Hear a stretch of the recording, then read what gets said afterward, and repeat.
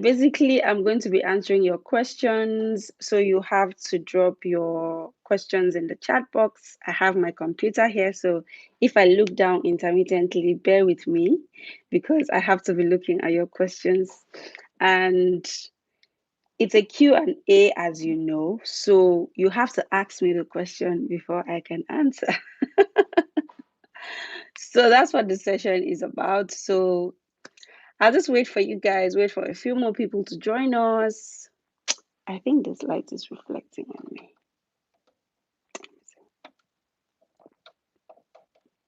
Is that better? No. Maybe I'll just take off my glasses. I'll just take off my glasses.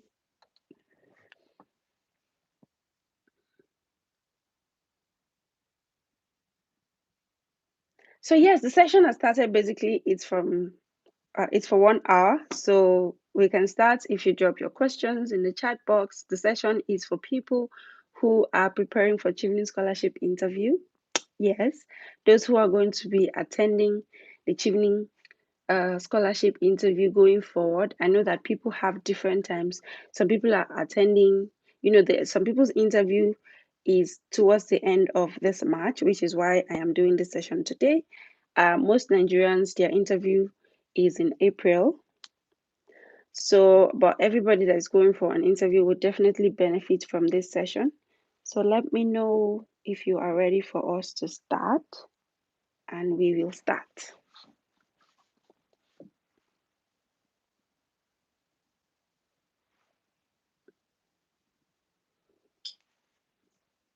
Okay, we can hear you. I'd love to start. Okay. Should you cover what you've written in essays, or they need to hear other information? Wow, that is a very good question.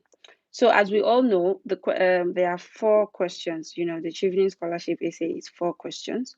So the questions they are going to ask you during the interview. Thank you, Robert. I saw your message a long time ago. Thank you so much for coming. Yeah, so the question they are going to ask you are going to center around the 4 essay questions, which is leadership, networking, study in the UK essay, and your career plans. So usually what happens during the interview is when you arrive, they are going to tell you how the interview is going to go. They have the moderator, and they also have other panelists at the interview table. So the moderator is going to tell you that, okay, like basically the information I'm going to share here is what happened during my own interview. I can't really say what happened in other people's interview or the standard Chevening Scholarship interview. I'm going to use my experience because I've had, I've only attended the interview once. So I don't have multiple experiences. I don't have multiple interview experiences. So I'm going to share my experience of what happened during my interview. So, and then also the guidance we got from other scholars, past scholars. So they're going to, the moderator is going to tell you that, okay, I'm going to ask you questions bordering on leadership. The other panelist is going to ask you questions bordering on maybe networking or study in the UK essay, like that. So the way they do it, they divide the questions among themselves. So, they're going to ask you questions bordering on leadership. And you know that these people have read your essay already. They are not asking you to start, saying what you have said word for word in your essay because they have read it. So they want to hear new ideas. What have you been doing so far? What is going on in your life? Okay, this is what you told us. What have you improved on it? So basically, some people go to interviews and regurgitate the same things they said in their essay. That is fine. After all, they are just calling you. Your essay was good enough. That's why they called you to come and expatiate, or they wanted to hear from you. But for you to be extraordinary, for you to be outstanding, don't forget that over okay, so for instance, if there were, I think this year they had 8,000 applications from Nigeria, and people who have been shortlisted for the interview are about 300, and there will still, let me say 60 to 70% of those people will not make it to the shortlist or to the final selected scholars, because they have slots, they have limits to the number of people they are going to, choose for the scholarship. So they have different criteria to use in narrowing down applicants and people that have come for the interview. So if you just go to your interview and you just regurgitate everything in your application all over again with no new facts, how are you going to stand out? How are you going to make a difference? So, in answering your question, you said, should you cover what you've written in essays or they need to hear other information?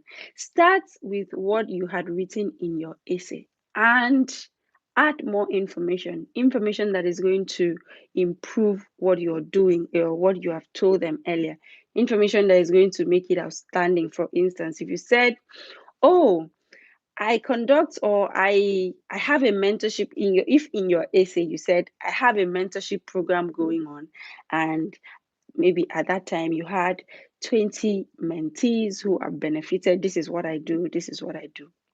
During the interview, yes, you're going to say, like I had written in my essay, I have a mentorship platform going on, and I had, as at the time of that interview, or as at the time of the essay application, we had 20 mentees. This is what we did, this is what we do. But as at now, we have grown, our mentorship platform has grown, and we are over 50 mentees now. And in addition to what we did earlier, this is what we now do. I have added this stream, I have added this industry, I have added this milestone to it. So it's like you improving on what you do. That goes to show that you've not been sitting down waiting. Since you made your application, it's been like 6 months. This application closed around November. So this is your interview. If your interview is in March, that's like 5 months later. If your interview is in April, that's 6 months later. So you cannot tell me that for the entire 6 months you've been sitting down and waiting for the interview. You have to improve on what you have been doing. So it means, and then another thing is because you can't possibly cover what you have been doing in your 500-word essay. So it means that you are just giving them a tip of the iceberg in the 500-word essay.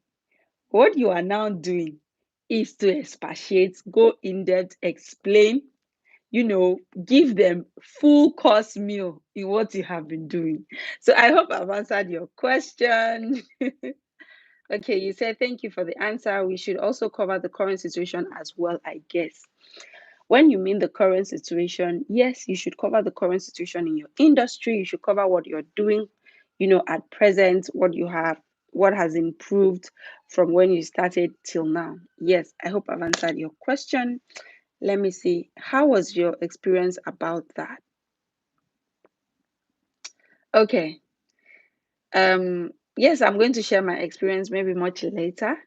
Just Janita says, how can you stand out? Okay, this question is not different from what I just finished explaining. You can stand out by giving them, updated. It's like you giving them an updated information, updated knowledge. This is what I did during when I submitted the essay. This is what I am doing currently. You're going to stand out by being different. You're going to stand out by showing them that you want to add value. You're going to stand out by showing that you are the best candidate for the Chevening Scholarship. You're going to stand out by showing that your career plans are something that would add value to your country.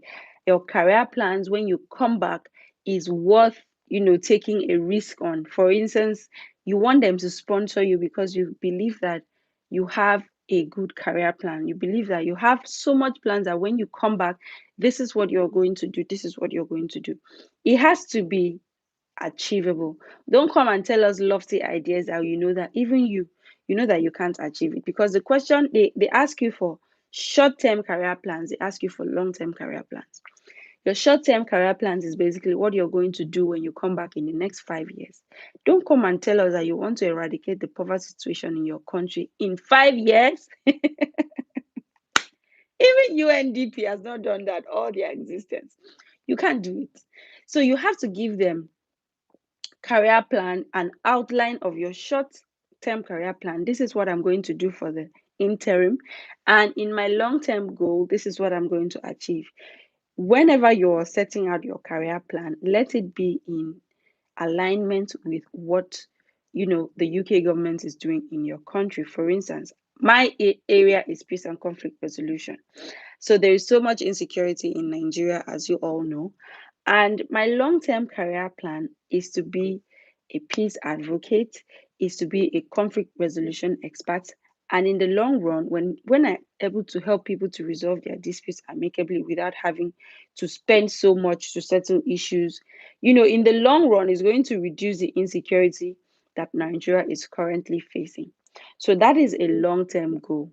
So you before then, I had said that in my short-term goal, I'm going to partner with, I listed a couple of institutions that are involved in peace and conflict resolution, that I'm going to work with these people, to contribute to what they are doing. I also said that, I'm going to, I was going to compile a database of all the issues, the issues that are causing the conflicts that Nigeria is currently facing. I said I was going to continue my advocacy for my, peace and for like I'm going to continue my advocacy for, dispute resolution, amicable dispute resolution in Nigeria by using my social media platforms as I've always done, by setting up setting up community symposiums. Those are very little things that anybody can do. I don't need to have lots of money and lots of platforms to be able to do those little things. So it shows that your short-term goals are achievable, they are time bound, they are smart, they are something that is foreseeable you can do. And then I now talked about my long-term goal, how I'm going to come back to the Nigerian universities, how I'm going to develop a module for dispute resolution in Nigerian universities, because currently what we have, it does not reflect the current situation, in the learning environment, things like that. So basically, all I am saying is my short-term career plan is to continue to add my voice to dispute resolution and amicable resolution of, dispute. My long-term career goal is to, incorporate this knowledge that I have learned in the university curriculum by joining as a lecturer to teach and all. And in the long run, it's going to impact the justice system in Nigeria, because people, like, not all cases will now run to courts, because there will be other platforms where people can approach to resolve their disputes amicably. So it's going to reduce the workload in our judiciary, and in the long run it's going to also help reduce the amount of conflicts we have in Nigeria. That is like an impact report. So whatever you're doing doesn't have to be for yourself. You have to show that you are here for the people. You are here to add value. You are here to make your community a better place. That's how you stay different. That's how you stand out during your interview. Okay, so thank you for the answer, and help me to answer the tell about yourself question. Okay, I'm definitely going to answer that. Okay, so I've answered Jonita's question.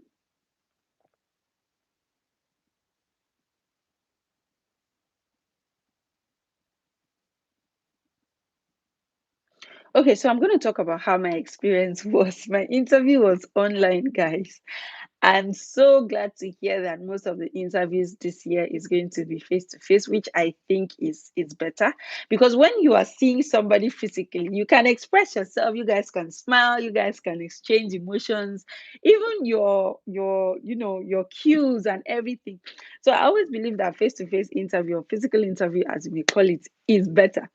So, like, if you have watched a couple of my videos on the channel, I've talked about how I first got an interview invite for a physical interview. I logged and then I booked it. And when the COVID-19 started in March, I think my physical interview was supposed to be around 14 March. And then I had prepared, I'd done everything. When it was a week to the interview, I now got an email that my interview, yeah, we got an email that the interview has been postponed indefinitely. And then around May, in between, between March and May, we were getting updates that don't worry, your interview will be rescheduled. Do not worry, we are still with you. So, like, we were getting like monthly updates. So around early May, we got another email that we should schedule our interview and that it's going to be virtual. So I now scheduled my interview. I can't even remember when my interview was. I think it was 14 May, thereabouts. Okay, I was ready. I made sure that I had good internet. I made sure that I went to my office where I was not going to be distracted. And I prepared my life out. I prepared, I prepared, and I prepared. So my interview was by 1 p.m. and it was scheduled for 1 hour. So everybody has 1 hour slot for the interview, but that does not mean that everybody is going to exhaust their 1 hour. My interview lasted for 50 minutes.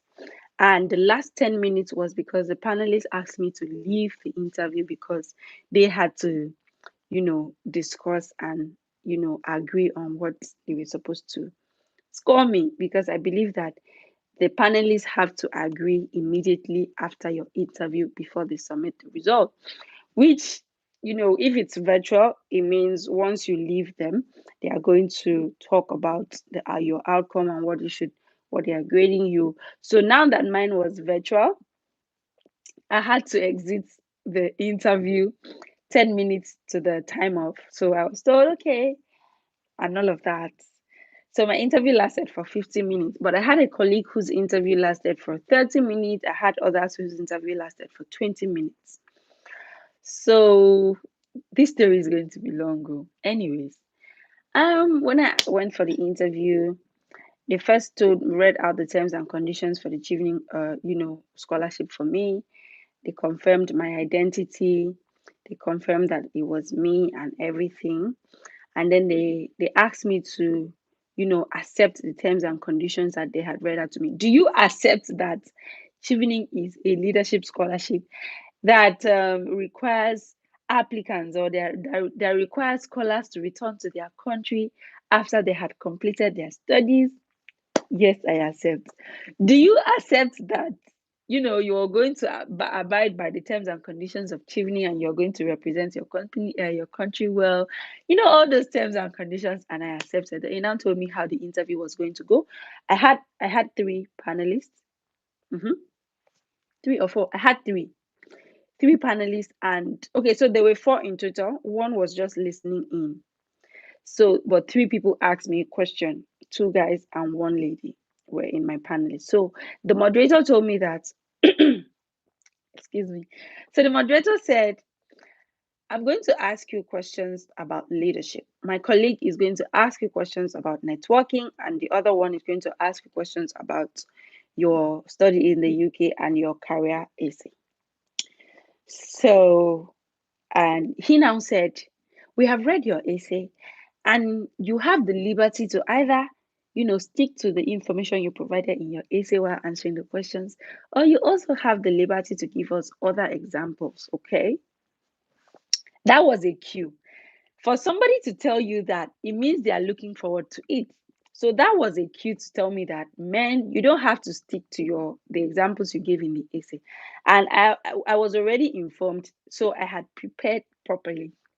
So he now started asking me questions on leadership. So whatever questions they're asking you, they'll always ask for examples. Can you give us an example where you exhibited leadership qualities? Chevening is looking for leaders who are capable of making a change in their field. Can you give us examples? So for me, I already knew that they had read my essay, so I didn't bother stressing them with the examples in my essay. I just said, as I had said in my essay, these are the things I currently do to show leadership, but I'm going to give you a recent example that recent examples at work that I exhibited leadership skills, and I started giving them the example, and it was in form of like storytelling, which is why I think my interview lasted for that long, because I was like kind of telling them the story. This is what happened. So whenever whenever you are answering your questions, you have to use, you have to be able to use the STAR approach: the situation, the task that was for you to do the task, the action you took, and the result. The result makes the difference. So I now said, okay, this was the example. In my example, I used the STAR approach. This was the situation. this was the task is like the problem now. Or so the situation is the problem. Sorry, the situation is the problem. The task is like what was needed to be done for that situation to change. Okay, people may know what to do, but may not do it. So now the action is, what did you now do to change the situation? And then the result is, what changed after you did what you did. Okay, so that was how it went. So I told them my story, the examples for my leadership using the STAR approach. I gave them I gave them two recent examples, and I was about to add the third recent example when he now said, "Okay, Kusime, thank you so much. I think you've been able to give us sufficient examples for the leadership question. So I'm going to now move forward to the next question." He now asked me a question on networking. Give us a recent example where you have been able to demonstrate. No, he didn't say give us a recent example. He said give us examples where you have been able to network properly, because Chevening, Chevening has a large network, and we want to see that you are able to connect and network properly with the community, to be able to bring about the positive change that you have promised and that you're going to bring. So he asked me to give him examples of how I've been able to properly network. So this networking question, if you have watched my other videos on YouTube, I have given you guys advice on networking. Networking is how you have been able to leverage on the existing relationship that you have for a positive good, for a positive change, a positive impact. How has your network helped you, career-wise or otherwise? And how have you been able to help your network? So I had like three recent examples. So I also made reference to my essay that, okay, as much as I had referenced in my essay that these are the different things I do, to properly network and build my professional network, recently I have done this and this and this. So I'm going to explain. Let me share, I told them, let me just share, my experience. I gave them my first experience, and I said, okay, that's the first one. I have a second one. I shared the second one. By the time I was about to share the third one, it was like, okay, Kusema, thank you so much. I believe that you have given us sufficient examples and they are recent. And I think you have been able to demonstrate your networking ability using those examples. So I'm now going to move over to my colleague to ask you questions on the other fields. So you see, that was how I answered my questions.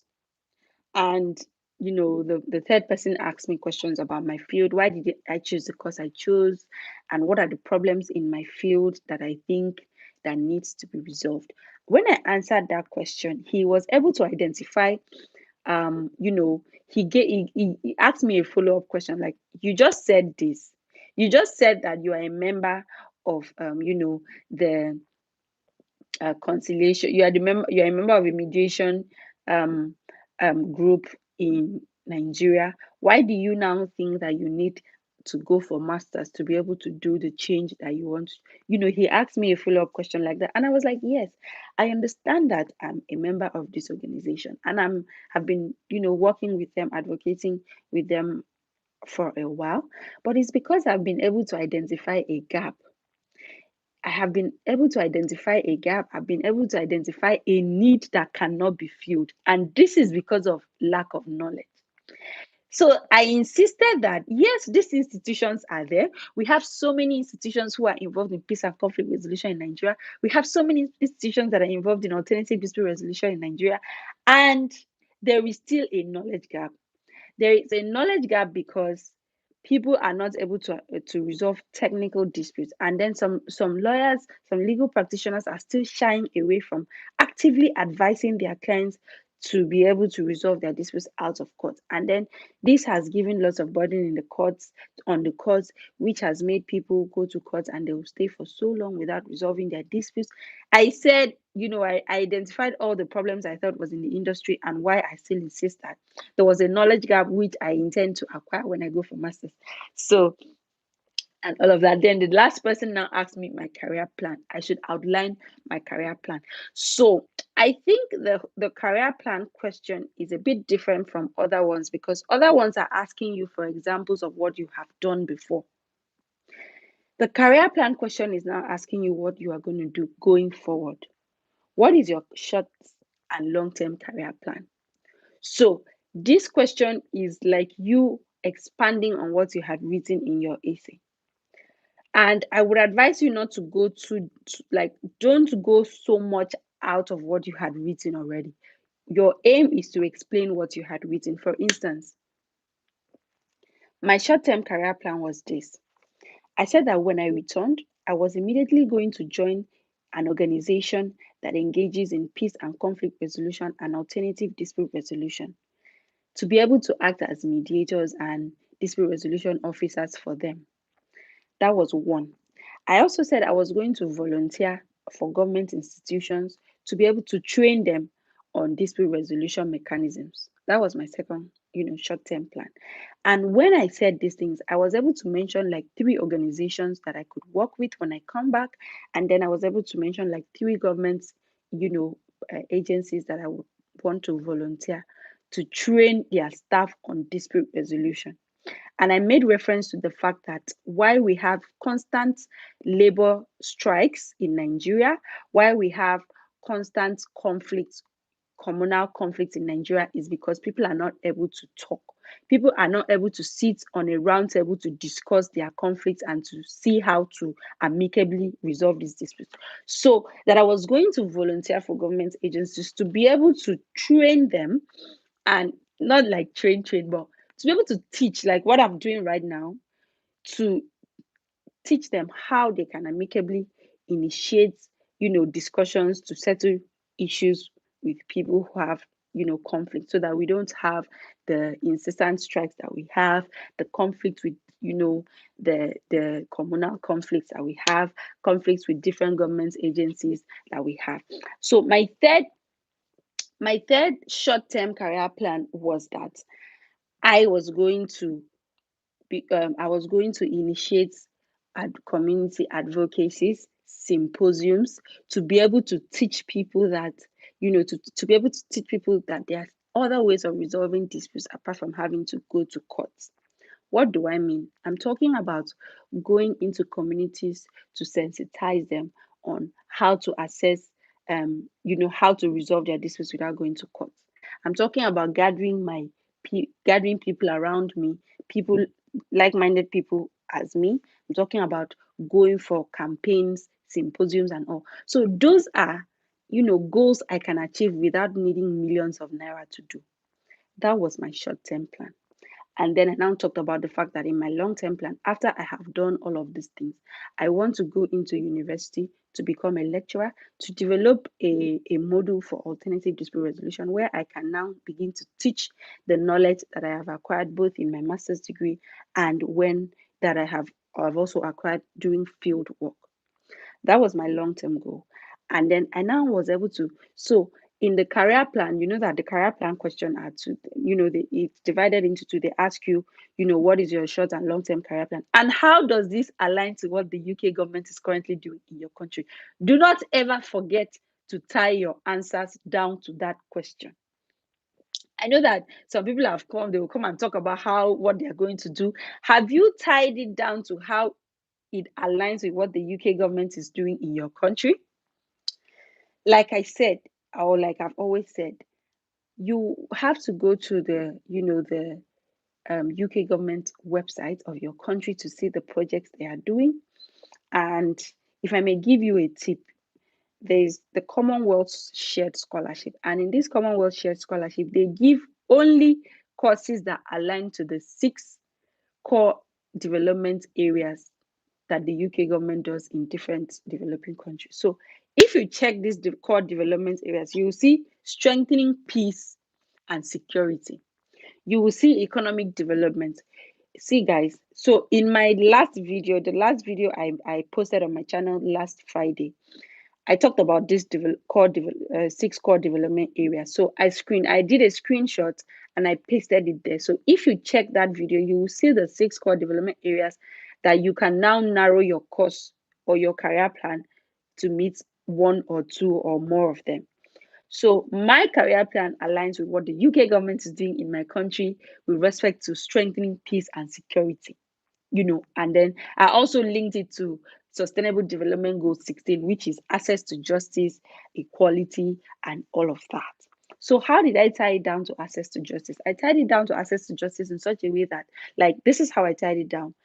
Currently in Nigeria, when you go to court to settle your issues, it is expensive, and because of the amount of cases that are in courts, and we don't have enough resources, cases lie there for number of years without being resolved.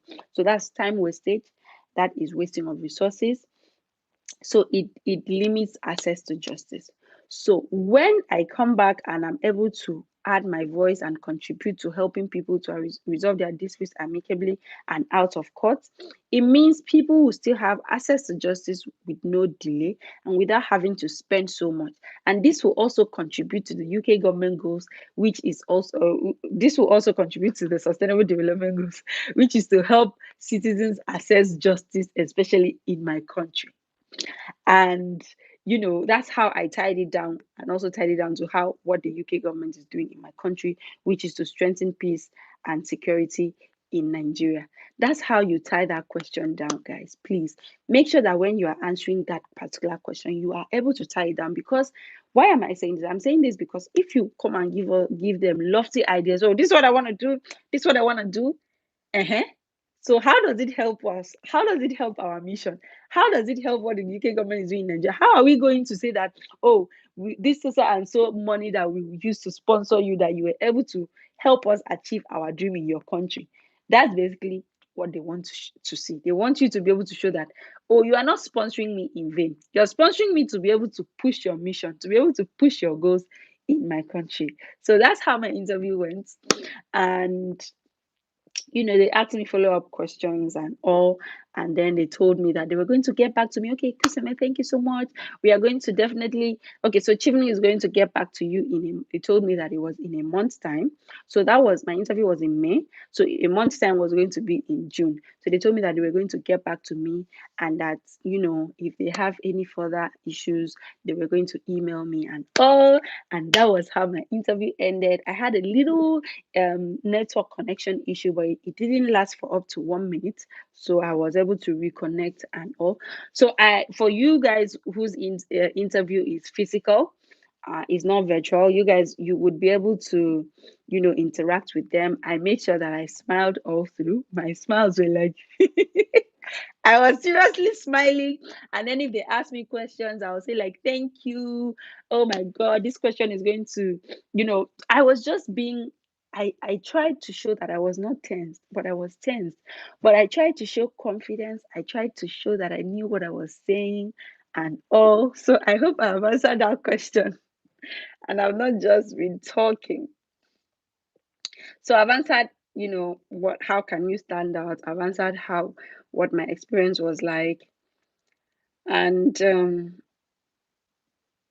you're so cheerful and honest. Thank you. It is admirable and speaks well about your strong character. Thank you.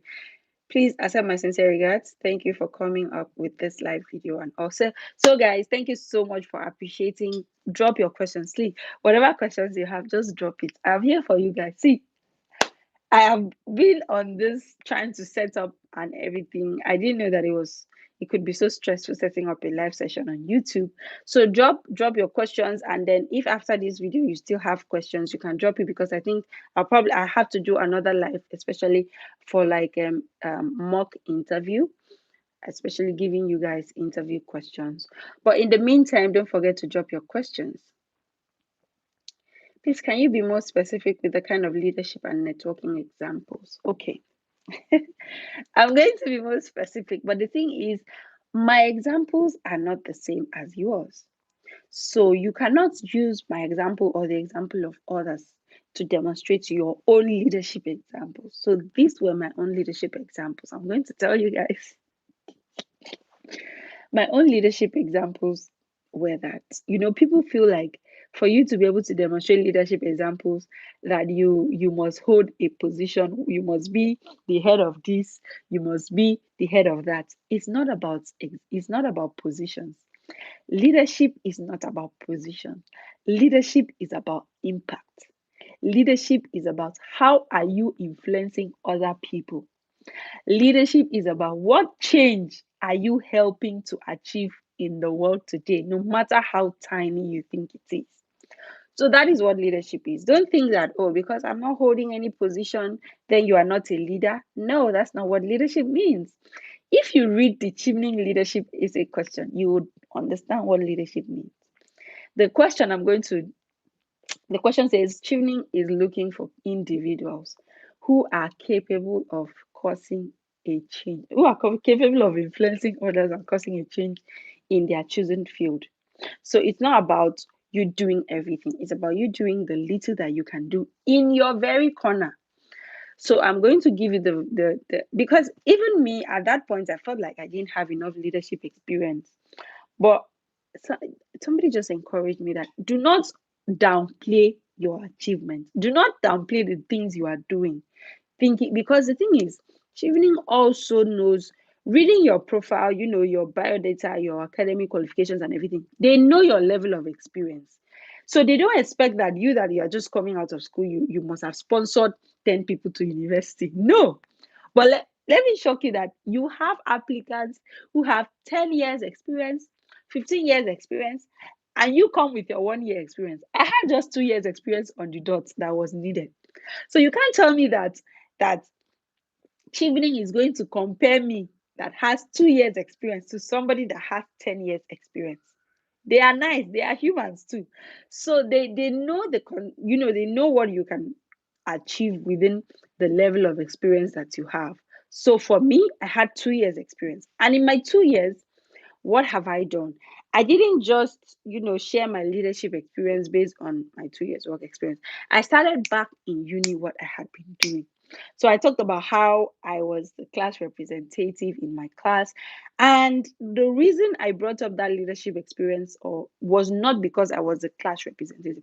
I wanted to show how I used that position to solve problems. So let me tell you that if you go and start talking about your leadership, oh, I headed this place, I headed that. What did you do during that process? What did you do? You didn't do anything and you were just a figurehead. Were you able to solve people's problems while you were at that position? So what did I say? Fine. I was a class representative back in my university and I led that class for like 5 years.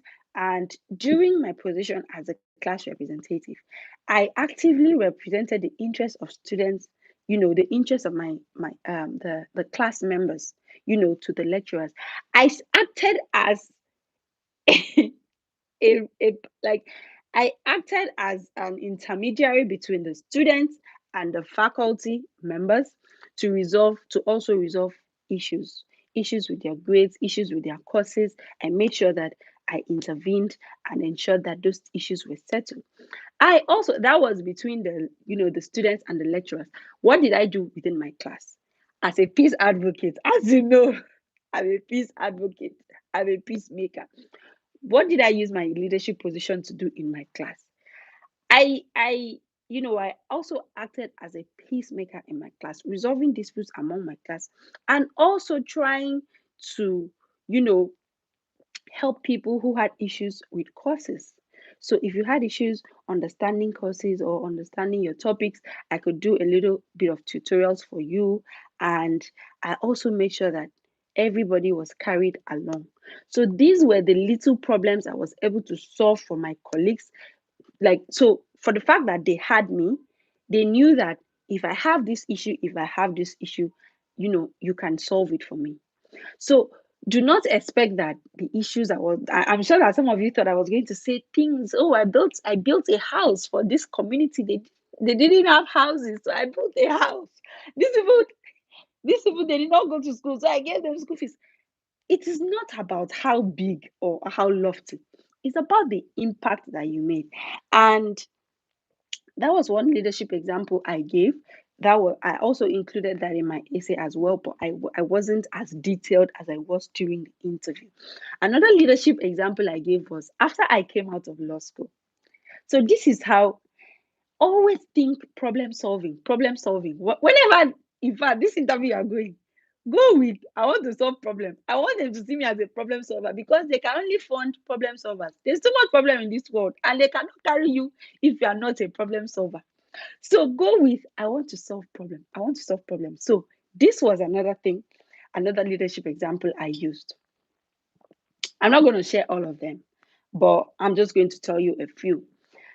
When I went to Nigerian law school, as at that time, that was 20, I went to Nigerian law school in 2016 and I was called to bar in 2017. So as at that time, no one from my alma mater, that's University of Uyo, I went to University of Uyo in Nigeria. No one from my alma mater had made a first class from Nigerian law school. Other universities, you know, people had earned first class grades, but no one from my alma mater. So when we first went to law school, we felt like, well, this thing is difficult though. Let us just pass. Let us just pass. So because that's the goal. It's not about first class because we felt like it was so impossible to get the first class. Guys, if you are enjoying this session, you know what to do. Give it a thumbs up and let me know in the comment section if you're learning something. Keep asking the questions. I would keep answering. But let me just get feedback from the comment section so that I know that I'm not just wasting my time here. Let me know that you're learning. Let me know that it's helping you because the aim of this session is to help you. It's not for me, it's for you. So if you are not getting help, let me know. Tell me that. Because the medicine you are saying, how is it going to help me in my interview? So that's basically what this session is about. Because I know that you're also spending your data and your time being here. So you need to get value. It is value. Okay. So back to what I was saying. Going to law school, we all felt like getting first class was out of this world. We had to be superhumans to make a first class. So when I graduated with a first class in 2017, it was a shock to me. I was like, who am I to graduate with a first class? I didn't think I did anything extraordinary to get a first class.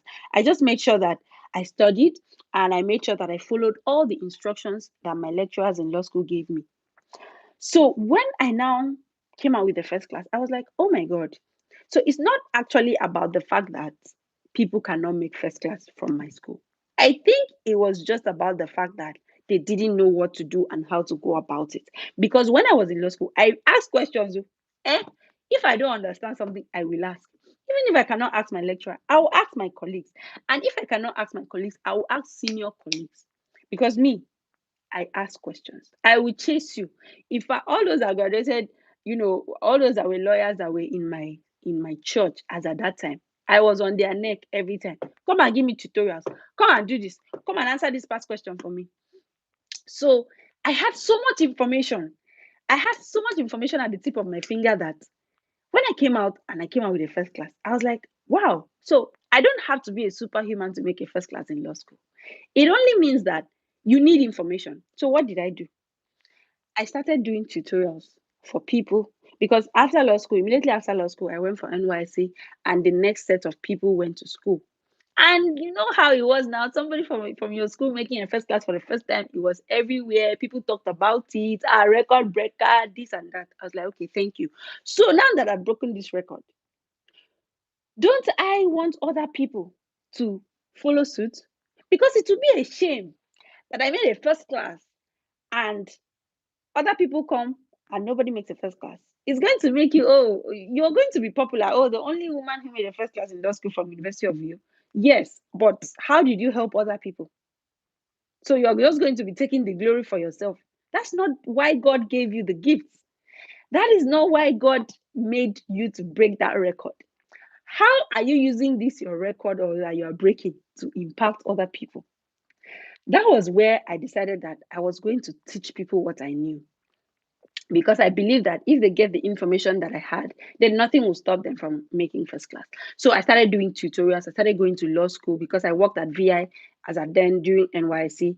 I started going to law school to give tutorials, and especially to people from my school. So when I became so busy that I couldn't go to law school again, I decided to open this YouTube channel, set up this YouTube channel. That's actually how this YouTube channel came about. I started recording when I asked people to send me their questions, they would send me their questions, and I would, do a tutorial, a video tutorial, and I'll upload it on YouTube and share to everybody. And then I'll get feedback in the comment section. Oh, Kusema, this was so helpful and all. So, and I closely mentored these people. They will ask me questions, I will answer, I'll treat past questions with them and everything. So and if you scroll down to the beginning of this channel, you'll see that all my contents were law school. I made sure that I clarified most of the topics that were confusing. I'll do a video to clarify it and all. And people were really, giving good feedbacks. And at the end of the day, the next law school result that came out, 5 of those people who I mentored, 5 of them, guys, they made first class from my school. So, from nobody making a first class at all to myself and my colleague, because we were just two who made a first class from my school, and then to 5 people. After that year, the next year, we had 3.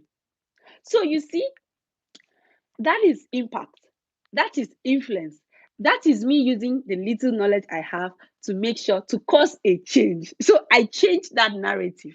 So guys, can you see? That was my second leadership example. So I was like, okay, I mentor people, I mentor law school students, and during, like I told you, whatever example you are using, it has to have a star approach. What was the situation in this case? The situation was that nobody ever made a first class from Nigerian law school, and it was a problem. It seemed like we didn't know anything, maybe, and then it made us immediately come into law school. It made us feel like, guy, girl, you are just here to pass. You don't know enough to become a first class graduate. For you to make a first class, you have to be a superhuman. It makes you that have that inferiority complex and see people who made first class like superhumans. That was a big problem. What was the task? The task was to break the record. The task, the task was to break the record. The task was to make sure that you're not just breaking the record, that you are continuing to make the impact. Other people are going to follow suit in your way. And what was the action I took? The action I took was I broke the record, number one. Number two, I did not just break the record by myself. I did not just take the glory for myself and, oh, I'm popular now. I made this, I did that. To whose glory? To myself or to God? What was the action I took? I decided to mentor people. I decided to teach. I decided to do tutorials. And I was not just saying this, without having evidence. I put the link to my YouTube channel. I put it in my application. And then during my interview, I told them, you can, as I had inserted in my essay, you had seen the link to my YouTube channel. This is what I do. It was because, and then the thing is, I started going to law school for these tutorials. And then when I went to law school, I could interact with people physically. But after a while, I became so busy at work that I couldn't go to law school again. So some people would just say, I can't do it again now. So case closed. But what did I do? I asked myself, what can I do? How can I reach people? And the thing is that, going to Lagos Law School campus, I was helping some people, but I wasn't helping others. Others in Kanu campus and Abuja and all. So I asked myself, how can I help more people? How can this tutorial benefit others? And I said, okay, I can actually make a video, like teach, and then upload it on YouTube and share the link so it will get to more people and it will impact more lives.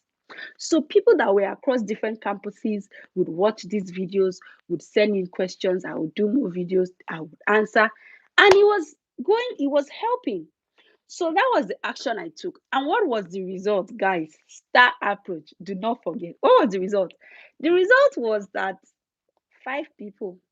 So so the thing is, why I'm using the 5, that, like, the number of people who had first class that year were definitely more than what we had.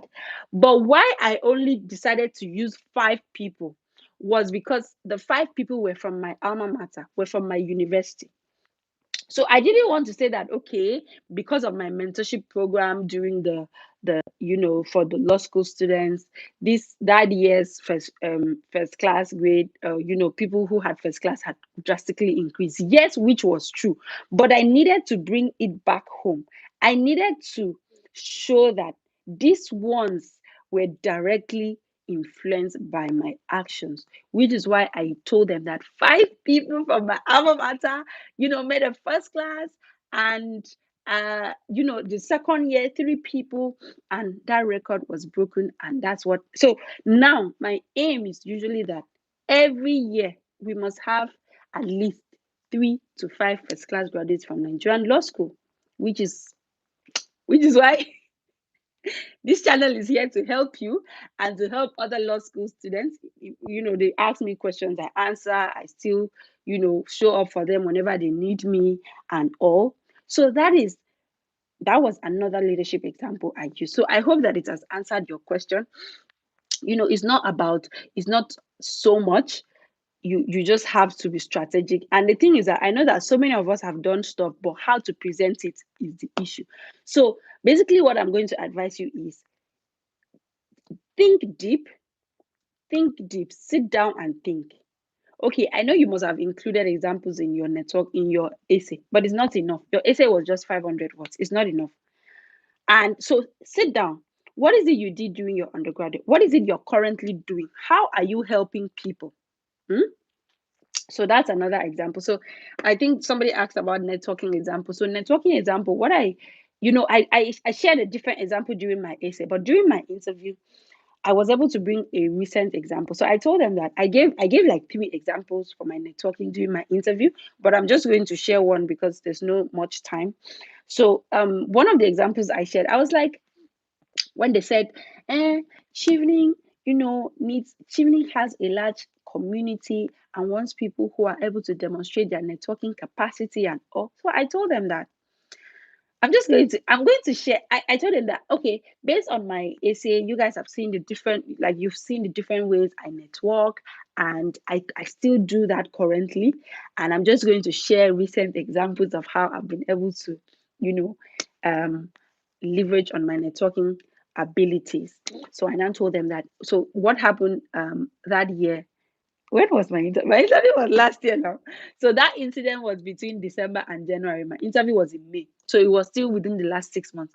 So I told them that, you know, I went for a conference in Lagos, and I made contacts with different people, and I met someone who was a nutritionist, and we exchanged contacts and we kept in touch. So um later that year, my office had a project, a health and nutrition project that was about to be, that they were executing, and we didn't have a nutritionist on board. It was just a medical doctor. And being the lawyer in the office, I have to, no matter where the project, no matter what department the projects are done, I have to vet the contract documents. I have to either draft it or review it. And also I also get to be in the know of so many of these things. So I was given the documents to draft, and all I saw that it was a core nutrition project. And having interaction with the medical doctor in the office, he told me the challenges he was going through and how important they needed a nutritionist on board, because if they had a nutritionist, it would have made the work easier for them. Because sometimes I had to be answering questions as a lawyer that I don't even know, questions on nutritionist, or what am I saying? Questions on nutrition and other fields that, based on the fact that I was the one who reviewed the documents, I didn't really, they were now asking me and expecting that, and I'm not a nutritionist, and the doctor is not also a nutritionist.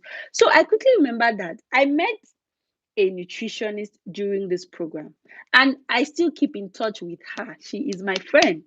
So, how can I now bring my networking skills to bear? What did I do? I quickly, okay, so I told them that I knew a nutritionist and I would try to get in contact with her to see if she could come on board. I contacted the nutritionist. I explained the predicaments faced in my office, and then at that time she was in Ibadan. She was working in University of Ibadan Teaching Hospital, and she was also handling other projects. So it's not like she was idle. I told her that they really needed her on board, and she was like, okay, she's going to see if she can put the project within her schedule as well and all. So I kept on with the back and forth email, trying to see how to bring her on board. I immediately connected her with the head of health in my office, and they contacted her. They were like, oh my god, she's like everything we want. In fact, if she can just come on board, they offered her the opportunity, and she was able to make amends to her schedule and round up what she was doing in December, and moved to Abuja to actively execute this project. Man, that was a badass networking that I did. So I showed that. So in that networking example now, I still use star approach. How did I do it? There was a problem. What was the problem? My organization needed, my organization had a project, and because there was no nutritionist on board, they had difficulties. The project was dragging.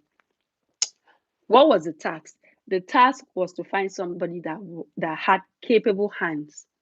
The task was to find capable hands to be able to, make this project move faster because it was slow at that point. What was the action? I jumped into action. I swung into action by using my networking skills. It's not like anybody sent me, nobody sent me, but I just knew that, oh, I can actually leverage on the network I had. I knew this nutritionist now, Shebi, I knew her. But I knew that she was also engaged. But this is where you bring in your networking skills. How can you leverage on your relationship to impact other people? I hope I'm not shouting too much. So, how was I able to leverage on that my networking, or on that my network, that my professional relationship to help my organization? I got in contact with her.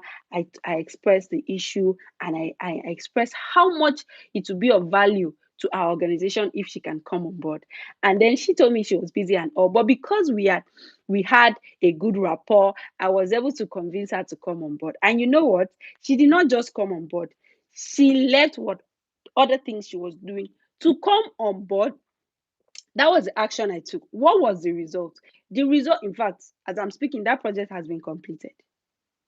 That project has been completed. So what was the result? The result was that immediately she came on board, the thing was running, like, because an expert is on board now, so the project was moving fast, and I got feedback from my health, the head of the health department. He was telling me he was so happy for me helping them to bring the lady on board, and the fact that the project was, moving very fast and all. So long and short of the story is that project has been concluded. So that was a result, that I used the star approach even in the networking example.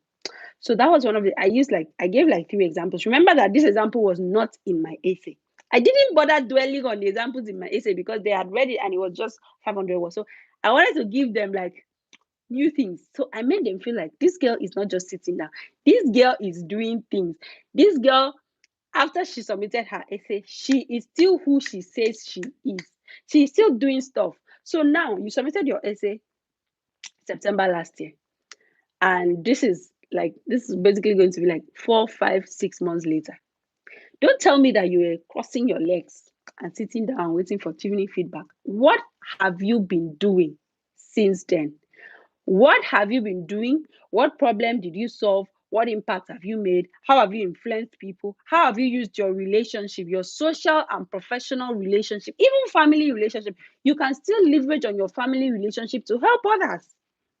For instance, let me just give you an instance. For instance, if you have an uncle who is well to do and you have seen people, the needy, maybe the indigent in the society, maybe they don't have food, and you are able to speak to your uncle or your family friend, get resources from him, and you are able to, even if you not get it from him, even if you were able to influence that person to make a decision to sponsor them, maybe to give them food, maybe for charity, to provide them with clothing, to give them what they need, that is networking. That means you have been able to leverage on your family relationship to impact another person positively.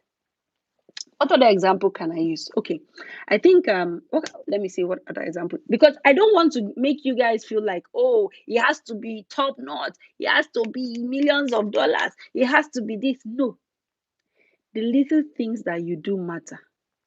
How do you impact people?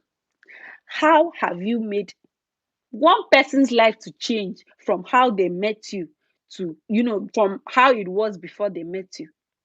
So that's networking, guys. That's networking. And then another networking, another way you can leverage on your network for a positive good is, for instance, if somebody needed a job and you knew one or two people, and you were able to get them to get that job, or if you needed a job, if you needed a sponsorship, if you needed something, and you were able to talk to one or two people who was able to talk to another person to get you what you wanted. That is networking.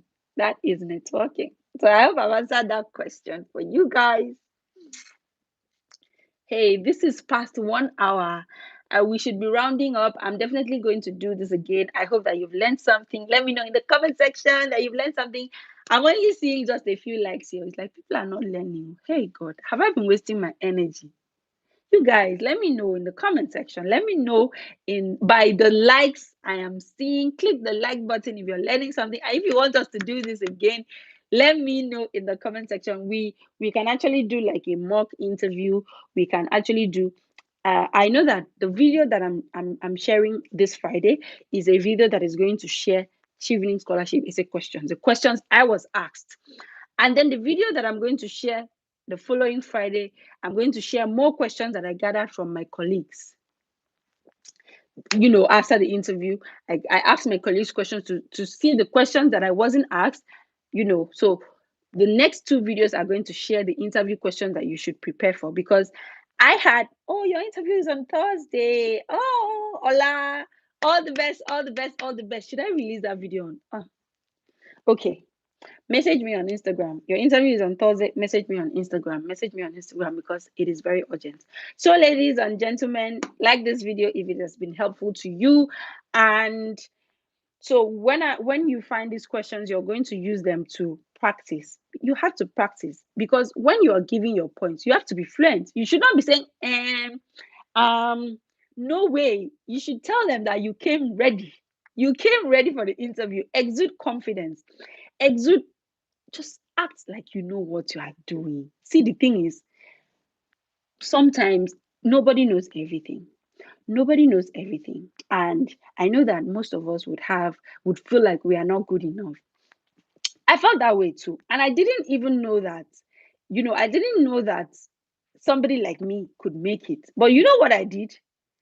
I wore my little achievements as the confidence, I went with it with confidence. And then I was just the way I am with you now, not the way I was. I was smiling, I was gingering. I'm sure that they were just like, this girl, we just have to give it to her, because if we don't give it to her, she'll just die. So that is basically it. My Instagram is I am couscous. I am couscous. Let me write my Instagram on the chat box for those who want to send me a DM. And yeah, I am couscous. You can also drop a question under any of my videos on YouTube. I usually answer really fast on YouTube because I can be monitoring my YouTube on an hourly basis, but Instagram and other platforms, in fact, Twitter is worse. I can stay for days without going on Twitter. But YouTube, if you send me a question on YouTube, if you drop a question on YouTube and Instagram, I would likely answer. So if your interview is this week or next week, let me know, because it's quite urgent. So you need to do something about it. It's very urgent. Okay, let me see if we have other questions before we can go. This has been more than an hour. Thank you so much, guys, for tuning in, and thank you for your comments. I really appreciate. I'm enjoying. Okay, let me see that. Let me make sure that I've not skipped anybody's questions. Yeah. Okay. I've answered a couple of questions here. I've answered some people's questions here. Okay. I'm enjoying more so when you said leadership is about impact, not position. Yes. See, let me tell you, in this generation, people feel like, oh, I am chief doctor, I am honorable professor, I am this, I am that. Uncle, are you done? So what have you done with it? How have you been able to help somebody? Even if it means teaching another person what you know for free, even if it means volunteering, that is leadership, because you need to be a person of impact to leave your desk and go and help somebody achieve an aim for free. That is leadership, because you are helping to solve a problem in your environment without having to be paid for it. So many people are selfish. So when you are explaining yourself, when you are giving your opinion, when you are giving your points, your career plans, show that you are selfless. You are a selfless human. You're a selfless human being. You have to be selfless, because, like myself and my friend talked about in the last video, like, if you want them to give you their money for free, you also have to show that you are willing to give them your time, to give other people your time, your resources. Like what I'm doing now. You guys are not paying me. Nobody's paying me. Please, if you want to pay me, DM me. I can send my account number. But I can assure you that nobody's paying me. I don't have any gains from doing this. But I'm doing it because you know why I'm doing it? I'm doing it because I know that it was what I was doing that was able to get me to where I am today. And because I have gotten it does not mean I should stop. So I had told Chevening that I mentor people, that I help people. I give out tips on my YouTube on career, on education, on academics. I help people to succeed. And Chevening said, "Oh, you're doing well. Let's appreciate you. Let's help you to fund your dreams. Come and go to UK and do your masters." And I now come to UK. I say, I know they do again. See, don't DM me again. I'm now in UK. I'm doing masters. I'm busy. Eh. So you see, because if you do that, it means that you are just an hypocrite or something like that. You were doing what you did to get what you wanted, and once you got it, and then you just left it. It means you're not even passionate. Me, I'm passionate about what I'm doing. So, guys. Thank you for the insight. Thank you for staying tuned. Thank you for watching. Subscribe to my channel if you're yet to do that, and share this video. I'm still going to leave this, this live session on my channel. So if you know people who couldn't make it, share it. And if you were here before and you couldn't stay till the end, you can still come back to watch it. I thank you so much for taking out time, because it's not easy. Some people want to go for this interview, but they don't want to learn. Maybe, well, if you're not on this live, I guess you don't want it as much as I wanted it, or you don't want it like others who are on this interview or on this live. So I just pray that God would grant you guys success. The efforts that you have put in should not be in vain. Even if I remember after my interview when we were very scared and tensed, myself and my friend, people were just sharing random information. Some were true, some were not true. And then one of those times, a friend told me that, Kuseme, they said they were going to ration this thing. They are going to take 5 people, they are going to take some people in the north, south, and north.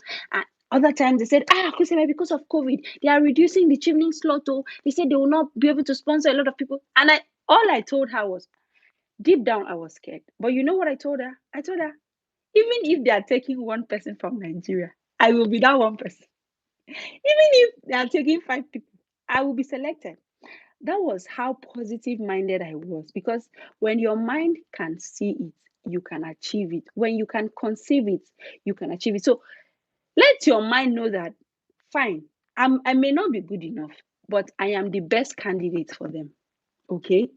I may not be excellent. I may not be a high flyer in life, but the little I have done with my little capacity is enough to get me what I want. And you have to go all out for it, by your preparations, by your questions, everything you do. You just have to show that you are desperately in need of it so that you can get what you want. I would like to know if you were asked technical questions bordering on dispute resolution. Was there a dispute resolution expert on your panel? Okay, there was a lawyer on my panel. Yes, I was asked technical questions. That question comes into number 3. Why do you want to study the course that you want to study? They asked me, why do you want to do dispute resolution? And I answered why. That question means, what is the problem in your field? So I said, I want to study dispute resolution because I have seen that the court system, the Nigerian, justice system, is not able to give citizens easy access to justice, and it is expensive. How is it that it's not able to give people easy access to justice? It's because it is expensive to file a case in court, to hire a lawyer, to be able to pay a lawyer, to be able to appear in court every day. It is expensive. And, those are the challenges. And on the other hand, the court system, the judiciary is suffering because there are too many cases in court, such that the judges cannot cannot decide these cases in months or in few years. So for instance, people go to court, file their cases, and an issue that was a mere debt recovery can last for 5 years. Why? It's not that the courts do not want to resolve these issues. It's because they probably have 1,000 cases on debt recovery and they have to attend to all of them. So you see, you might go to court. For instance, if you go to court, I was giving them, like, I was storytelling. I was sharing a story for them to be able to understand what I was saying. I was like, for instance, if you go to court to recover 1 million naira from a client who has refused to pay, you file a case for breach of contract, you go to court. You see, some clients may stay there. Some cases may last for 3 to 4 years. And if you were just filing a case to recover 1 million naira, at the end of 4 years, even if the court gives you judgment and says, okay, your client was wrong, you will now have the power to recover that case. Tell me, was 1 million naira 4 years back the same value as 1 million naira today? Inflation, which is about 12% every year, that's in 4 times 4 years ago. So you can never get the value that you got. I also brought in personal experiences where when I was doing litigation, that clients usually lament to me that they wish. I had a client who instituted a land case, and it lasted for about 5 years, and it didn't even make progress. There was no progress. There was no progress. So the client told me, I regret filing this case. I wish I had just looked for other means to resolve this matter. This is a waste of time. This is a waste of energy, a waste of effort. I was so heartbroken. I was like, for real. This is a client talking to me like this. And me, I'm a very emotional person. So that was the day I said to myself, it is not every case that needs to come to court. Some cases can actually be resolved on a round table. This man needed not to have come to court to spend 5 years to recover a 1 million naira debt. If they had sat on a round table, they would have devised a means to pay, even if it's payment by installment. If the person had agreed to pay this person 100,000 naira every month, in 1 year, he would have recovered his money. Or if the person agreed to pay him 50,000 naira every month, in 2 years, he would have recovered his money. But because he came to court, he couldn't do any of that. So I highlighted these challenges in the justice sector in Nigeria. And, you can't really blame the government. You can't really blame the judiciary because, of course, Nigeria's problem is multidimensional. So you can't even blame anybody. But what can you do to change that problem? So when they asked me what's the problem why do you want to study this course, I said I wanted to study this course because I want to get technical knowledge, technical skills on how I can help people resolve their dispute, how I can bring people to the table to sit down and argue out their case and see how they can compromise and blend their interests for an amicable resolution. Because that way, it means that it will divert the attention of people from always running to court at the first port of call. Oh, somebody insulted you, you run to court. Somebody's owing you, you run to court. Landlord, your tenant is not paying, you run to court. And you guys will spend all the money that you do not have, you now spend it in court. So if I get this knowledge, I'm now going to be able to help other people, to resolve this. And as amicable resolution of disputes, there are different mechanisms, and then they are definitely cheaper. It's time saving, and it preserves relationship of parties. For instance, if you have an issue with a client and you resolve it using ADR, you resolve it using mediation or negotiation or conciliation, be rest assured you guys are still going to do business because it's going to preserve your relationship. But I told them, as you guys know, no two people go to court and remain friends. So you keep making enemies because of how many times you go to court. So those are the issues in my industry. And this is why I want to take this course, because I want to acquire technical knowledge. So yes. And the thing is that please be aware.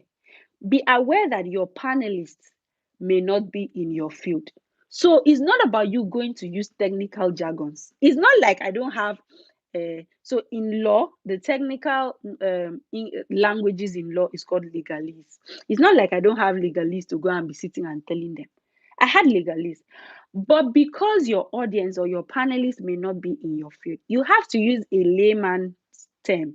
You have to explain your issue in such a way that an ordinary person, a layman, somebody who is not in your field will be able to identify what you're saying. The person who prepped me for interview is not a lawyer. But the moment I explained the problems in my field to her, she could understand, she could relate. Like I'm explaining to you guys now. Are you guys not understanding? Can't you relate? Maybe you can relate now. You can relate. So let me know in the comment section if you can relate to the problem in my field. Because you have to simplify it. because you don't know who is in your panel. So make sure that it is simple enough for an ordinary person to understand so that they can give you all the scores that you deserve. Yes, so that's the answer to this question. They asked me a technical question in my field, and yes, that's the response. That's how I answered that question. Don't downplay your achievements. I heard that. Definitely don't downplay your achievements. You're doing well. Thank you, Teju. Damn girl. Thank you. You're fired up. Keep blazing. In my mock interview, okay, in a mock interview, and I talked too much. How can I avoid this? Oh, they said you talked too much in your mock interview. How you can avoid that is by using the STAR approach. Identify the problem, identify the task, and what was the action and what was the result. If anything you are saying is outside those 4 things, you are talking too much. If any information is not going to contribute to the STAR approach in your answer, discard it. It's too much. Thank you. Yeah, so don't also know that you have 1 hour. So I think when you are also doing a mock interview with somebody, let the person know that you have 1 hour and try to limit yourself. When I was preparing for my interview, I knew that I prepared for like four examples each for each of my questions. And I knew that I couldn't exhaust the 4. So what I did was I started with the most relevant examples. The most relevant example, second most relevant, like that, so that I know that if they tell me, okay, that's fine, thank you, I have given them the best. Okay, that was what I did, and that was what happened. What happened was, as I gave the first one, I gave the second one. As I was about to give the third one, they said, okay, because thank you, it don't do. And I was like, I didn't have anything to lose because I had given them the best. I had emptied myself for them, the best one. So that is it. That's how you can not talk too much and give them the best. What I did was I had written down all when I gathered the interview questions.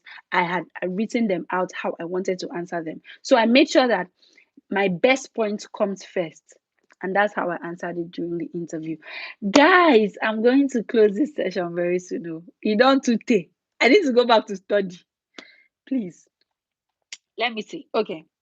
Let me check the time and see if I can. Okay, guys, we're gonna end by it's 7:30 my time. We're likely going to end at 8:30 your time because I'm running out of time and we're gonna schedule this session next time. If I've not answered your question, you just gave an interesting perspective about networking. Thank you. Yes, definitely. People usually don't understand networking, so that's how you can use that. Not a waste of. Oh, your interview is on Thursday. All the best, Teju. Okay, please help. What's your Instagram? I've posted my Instagram handle here. You're doing well. Let's do mock interview. We are gonna do mock interview. Definitely, we are going to do because I had like 3 mock interviews, and the first one was a sham. It was a mess.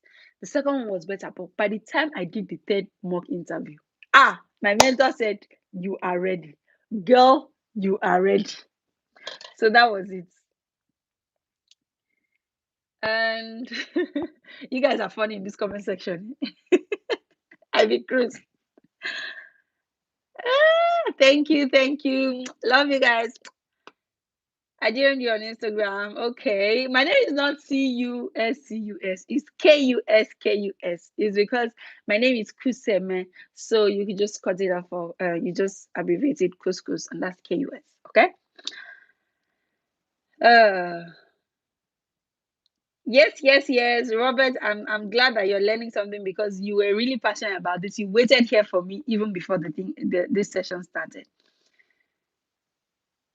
I want to go and even study law tonight. Are you a lawyer? Are you? Okay, Isaac said strategy noted. Okay, I'm glad that you guys are learning something. I'm having fun doing this. Actually, I'm actually having fun doing this. I wish I could actually see you guys like face to face, follow me on Instagram if you're yet to do that because I usually post tips there. And follow Chevening as well because they always organize webinars to answer some questions, and they put links that will answer your questions. That's on Twitter and on Instagram. If you're not subscribed to this channel, you are missing. Okay, thank you so much. Thank you. I hope that you learned something. Just drop an emoji before you go, like your favorite emoji. How you feel right now? Are you pumped up? Do you have hopes? Do you feel like you're capable? Let me know if you have any questions. So we are going by 7:30, so we have 8 minutes. If you have any questions, you can just drop it and I'll answer. Night. Thank you so much for joining. Thank you for tuning in. We're wrapping up. Okay, guys, I really wish you guys the best. Sometimes I look back and I ask myself, how did I actually do it? And for me to ask myself that question, it means you guys can do it. Just keep your hopes high, stay positive. Thank you for coming. And if you have any other questions, don't forget to drop it. Thank you. People are feeling pumped up. I'm so happy for that. I'm glad that you're feeling pumped up, and I'm glad that this was helpful. We can do this in the next 2 weeks, especially for those whose interview is in April. We can do a mock. But if your interview is this week or next week, DM me on Instagram and we can schedule a mock interview off YouTube. We can schedule a mock interview just for you guys because I'm here for you. Okay. Thank you guys. I think we still have some time. Bonus question. You can ask me a personal question now. Bonus question. We have 7 minutes to go. Bonus question. Okay. I'm here. I'll be here. Let me drink some water. I've been talking. I didn't know I can talk like this. So, hey, God.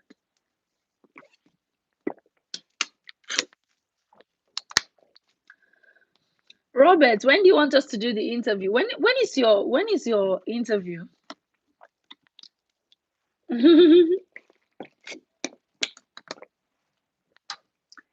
Bonus question. Oh, going. Oh, Robert, yours is next week. DM me on Instagram. Let's schedule a mock interview. Okay, we can schedule a mock interview this weekend now. Favorite British meal. Hey, this question. Favorite British meal. The thing is, I select food a lot, and coming here, most of the things we eat is bread or fish and chips or chicken and chips or burger. So, but I think I really love their croissant. It's a bread. It's butter. It's bread, but it's made in a specific way. You can use it to have your tea or anything. But I love croissant and I love to eat it almost every day. And I feel like it's going to make me fat. But I don't think croissant is a British meal. It's just a random food. How's your experience in UK with the lockdown? Oh my God. Well, I tried to make the best use of the opportunity. At first, I was a bit down because I felt like, oh, this is not what I came to do. Chevening has promised us the UK experience and all. But the thing is, it's nobody's fault. So what I have done is try to make the best use of my time.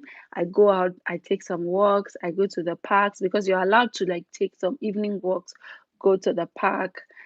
So I do that. If you follow me on Instagram, you will see that I do that. When I go out like that, I usually post, I carry my people along. I carry people along just to see how it is. Things are not the way it's supposed to be, but things are opening up now because there are people like for today, children has returned to school. So we want to believe that before the end of April, things will go back to normal. I don't have issues having online classes. I don't. Online classes are just like this. I watch the lectures live. We can interact, we can ask questions, and I'm used to it. So I don't really have any issues. And, I'm in London, so it's not that boring. So sometimes you go out, you go to the store, you go to supermarkets, you go to the grocery store, and you meet people. It could have been worse. What can we do? We thank God. So, Robert, your interview is 17 March, so we should do something this weekend. 17 March is next Wednesday. We should do something this weekend. Make sure you okay, you can actually send me an email or you message me on Instagram. I'll do something about it. Thank you so much, Couscous. What question did you ask the panel? I I've shared this question on YouTube now. I've shared this question on YouTube. You have not watched that video. Go and watch that video. Go and watch that video because I have shared it before. I have shared that question. So the question I asked them, let me just for you for let me just share the question because you've stayed to the end of this live. Let me just share the question. So I asked them that what does the Chevening Secretariat do to help scholars who just arrived in UK knowing that it's a very new environment? How does the Chevening Secretariat help scholars to integrate into the community, into UK and into their school? That was my question, because I was already thinking that I am a scholar already. So my question had to center about how I'm going to get comfortable when I come to the UK because my mind was already in UK. It's just my body that was not there. My university is Queen Mary University of London. Yeah, and excuse me. If you've been watching my video, you will know I talk about my school a lot. Queen Mary University, and all of that. Croissant they tire you. No Niger African market there. I brought some Nigerian food and there are African stores here. So yes, I eat African food as well. But the person asked me what's my favorite British meal. That's why, But I know croissant is not a meal, so don't mind me. I am on 11th of March. Ooh, that is so close. Oh my God, that's on Thursday. No, we need to do something. We need to do something. So message me on Instagram. I'm going to definitely give you questions that you should prepare for. Because obviously you will not you the next video is coming out on Friday, so you won't see those videos. So message me on Instagram. I'm going to share some questions with you, and we can actually do a little mock, maybe 30 minutes, just for tips. Okay. I've forgotten. We'll watch again. Okay, guys, I think it's time to go. Oh, I don't want to go. Love you guys. I love you guys. Thank you. Thank you for tuning in. Share these videos, guys. Share it. Like if you forgot to click the like button, please like share, share it, share the link, share the channel, share the flyer. Okay, I'll catch you guys later. Keep tabs on this channel because I'm gonna share that's different videos coming up on for the Chevening interview. In fact, this month of March is for my applicants. I cannot joke with you guys. You guys are dear to my heart. So all the videos I am posting this month of March is for you people. So please share to any other person you know that is preparing for interview, and we will catch you later. Bye bye. Bye guys. Bye. That's 1 hour 30 minutes. Okay. Oh, thank you, Basha.